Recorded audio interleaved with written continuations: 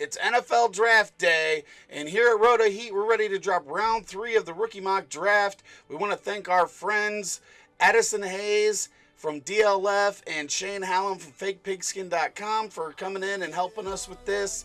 If you missed round 2, I'm going to throw up a recap, and if you missed the videos for round 1 or 2, you can get those links in the description, and we will get on to round 3 right now.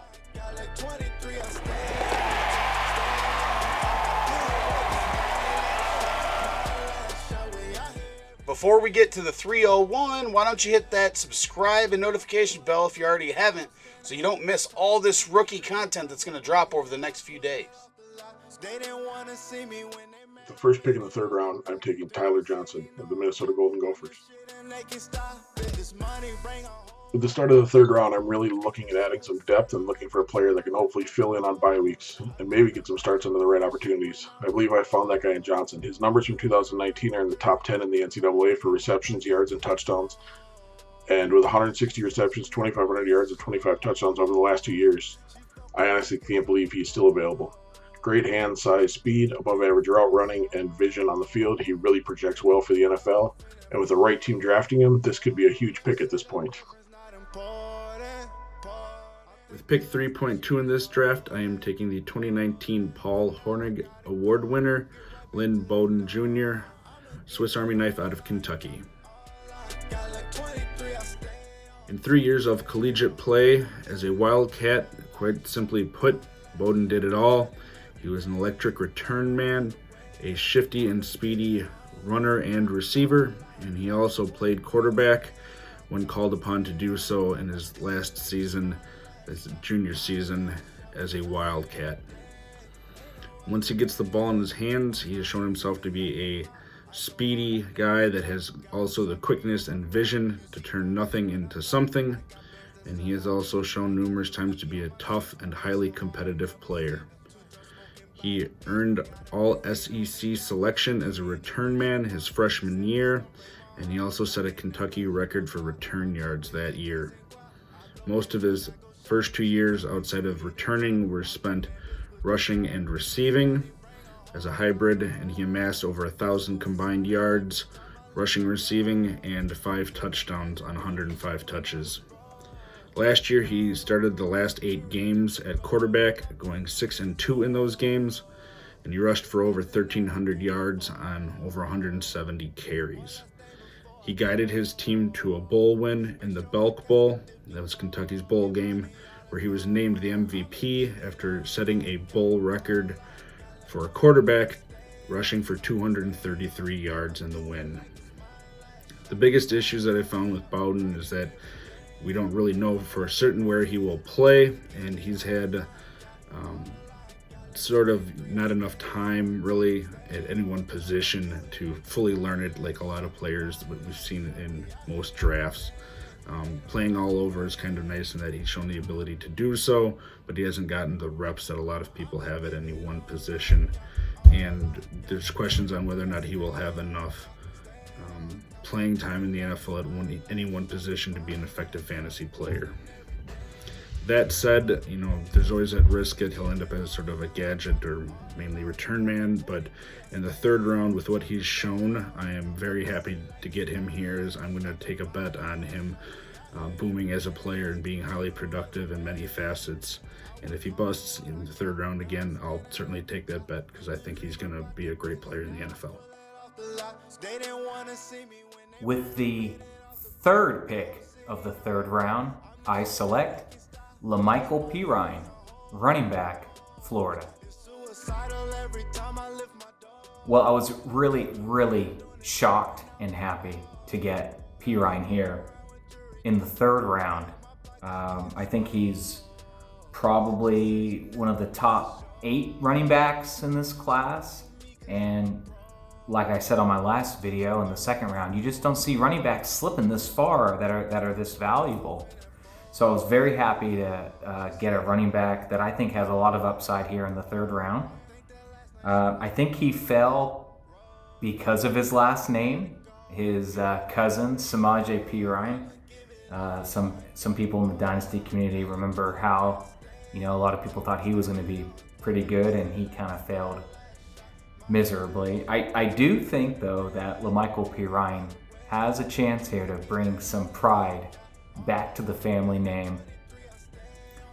He has shown a lot of promising traits that I think are going to translate well to the NFL. He has great balance. He has great vision. He has, patience to find the hole or wait for the hole to develop. He has a great natural instinct, to know where to run with the ball. And those are some things, you just can't really coach that well. He also has a great burst. He's quick. And I think that's another thing that's going to help him, get around the outside or, get right through the hole. He has hands as well.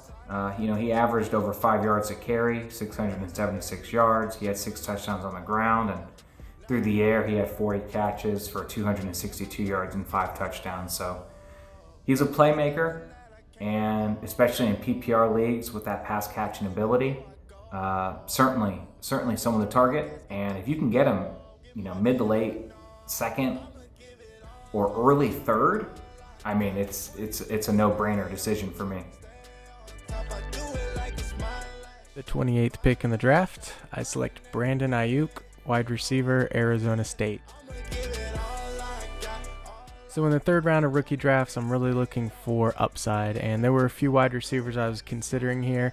We have Devin Duvernay, Antonio Gandy-Golden, and Brandon Ayuk, who I was also looking at too.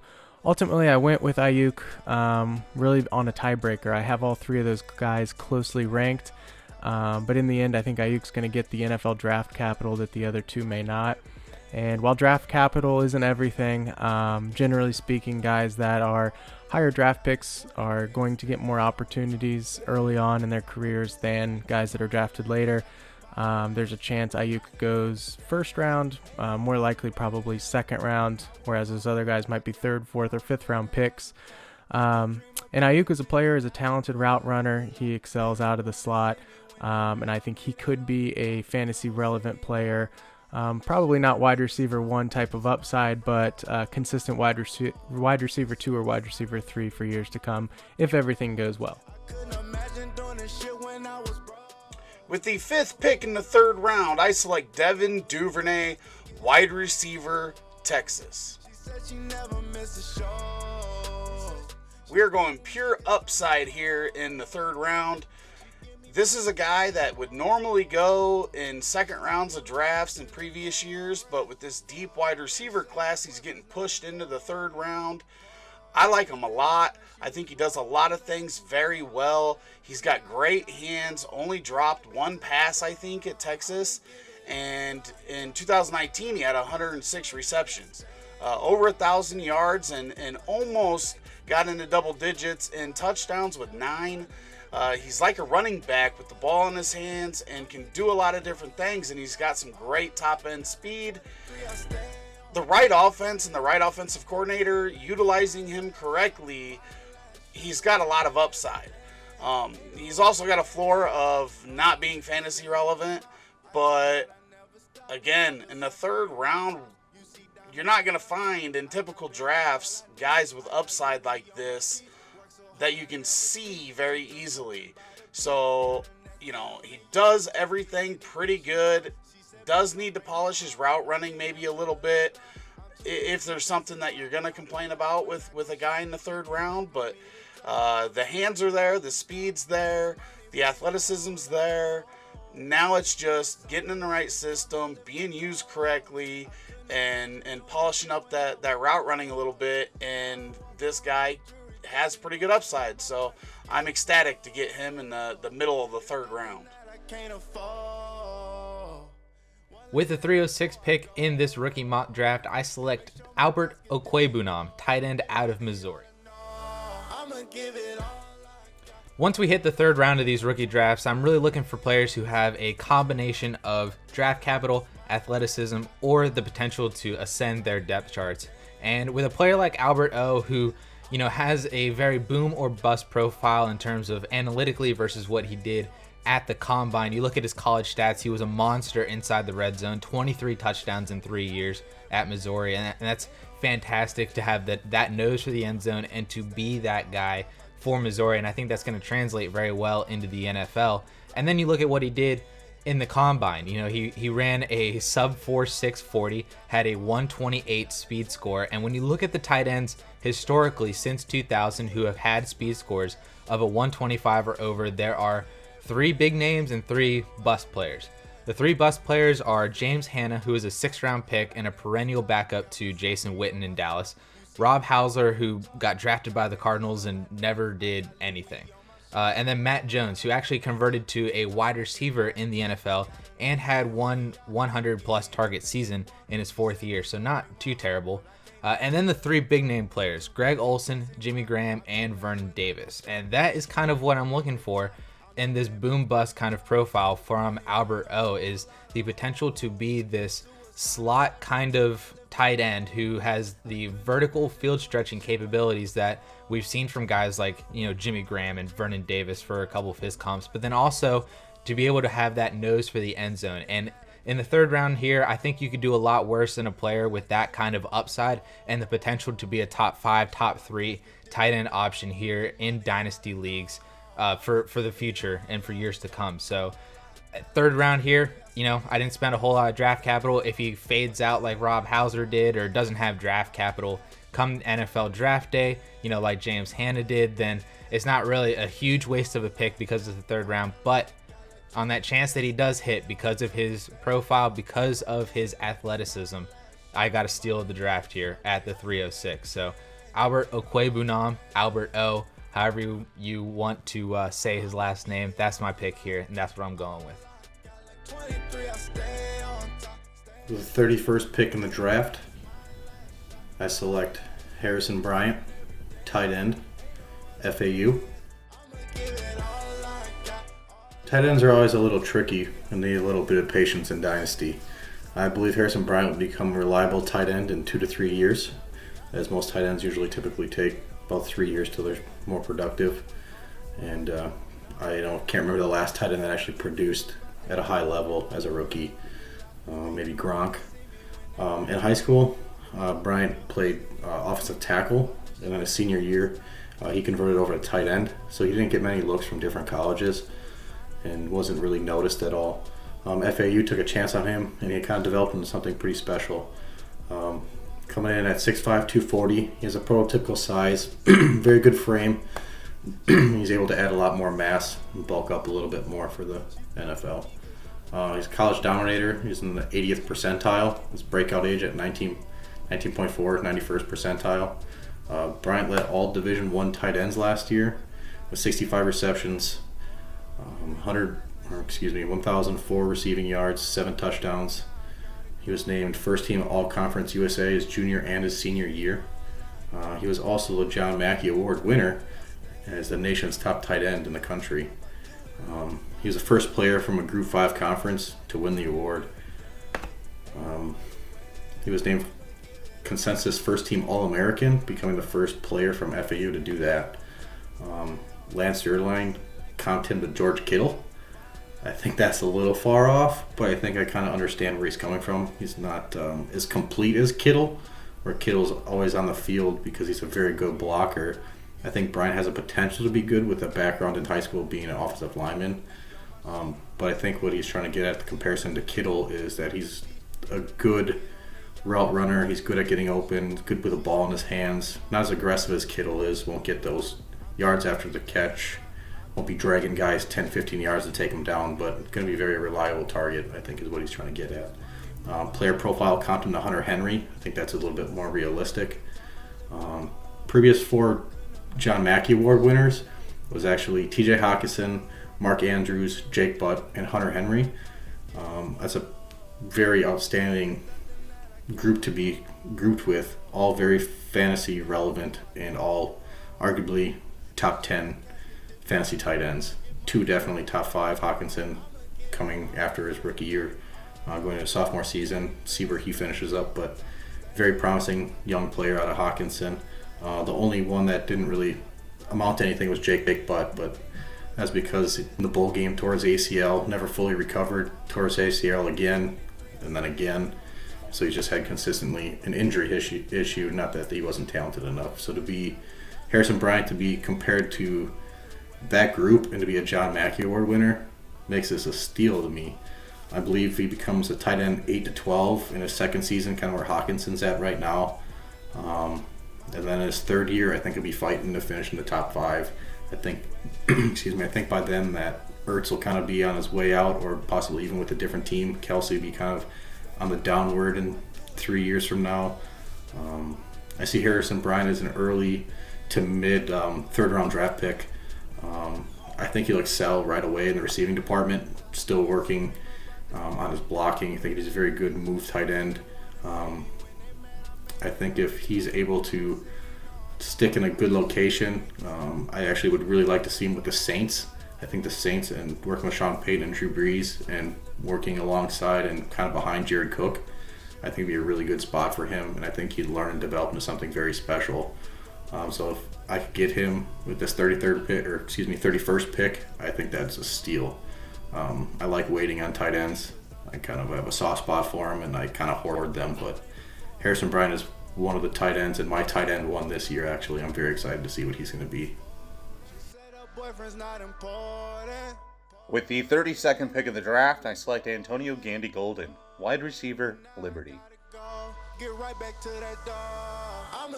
I believe Antonio Gandy-Golden is the next in line of the small school receivers to have success both in the NFL and on your fantasy team. Gandy-Golden began playing right away as a freshman, although he jumped on the scene as a sophomore in 2017, while Liberty was still in the FCS when he put up 13 receptions for 192 yards and 2 touchdowns against Baylor. Liberty would then move to the FBS in 2018 for his junior season.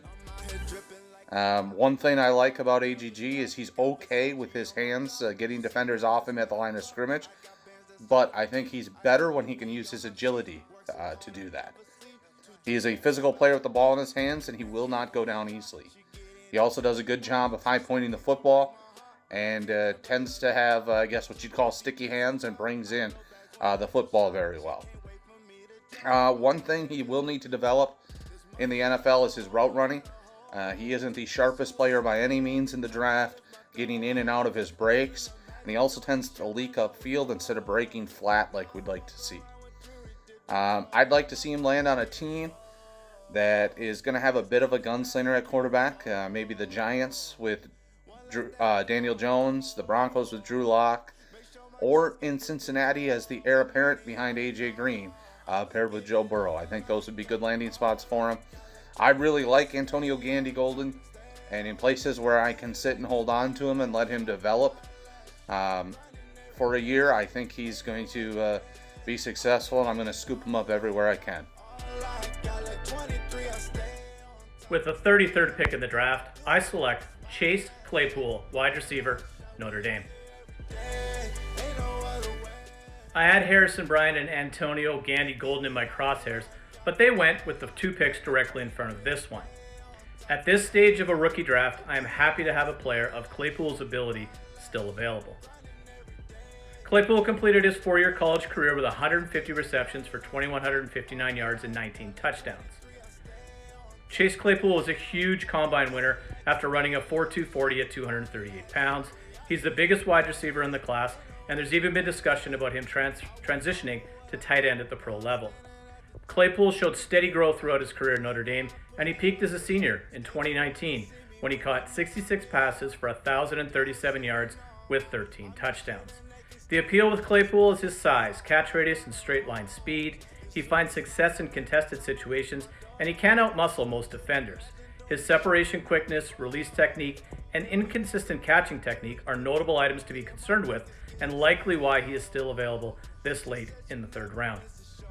Claypool is likely to be challenged with plenty of contact at the release and catch point in the NFL, making it necessary for him to continue to showcase his physical demeanor and win in tightly contested situations.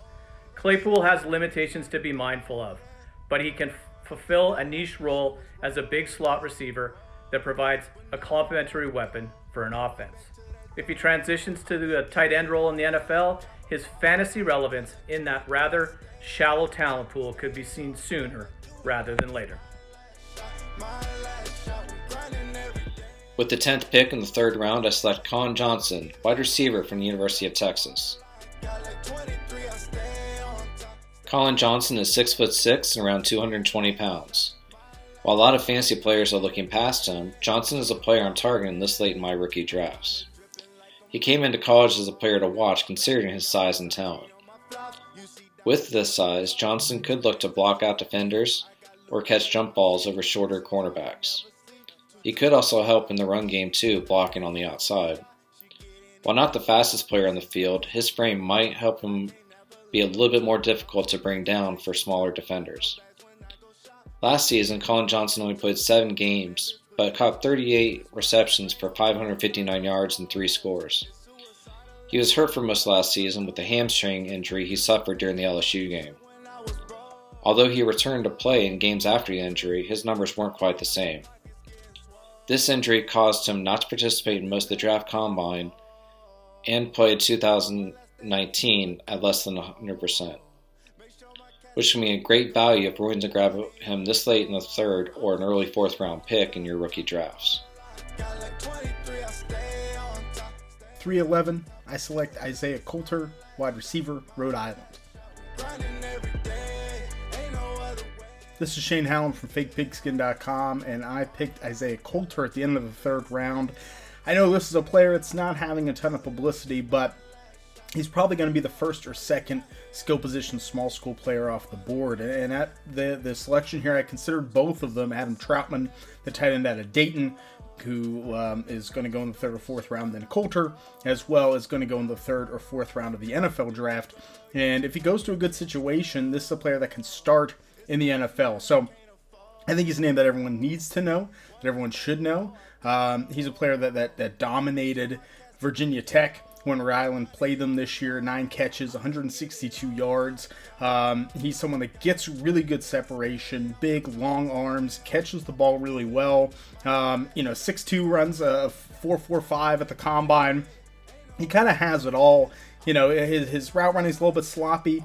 I think he's a player that needs to kind of learn how to body guys up, and make those contested catches really well, but he doesn't actually have a lot of contested catches that he's had to make because he gets really good separation and has that burst off the line as well as the deep speed. So I think he's someone that is going to end up going higher in rookie drafts than he is right now. Before the draft, I think after the draft, when he gets drafted in the top 100 or so, people are going to start to key in on him. This is a player, I think he could be this year's Darius Slayton, someone that kind of gets left behind a little bit and ends up having a really productive rookie season and career. So I think if you haven't paid attention to Isaiah Coulter, he's a player you should have on your board. You should start looking at him, and the end of the third into the fourth round is probably going to be a nice sweet spot to get him at a great value.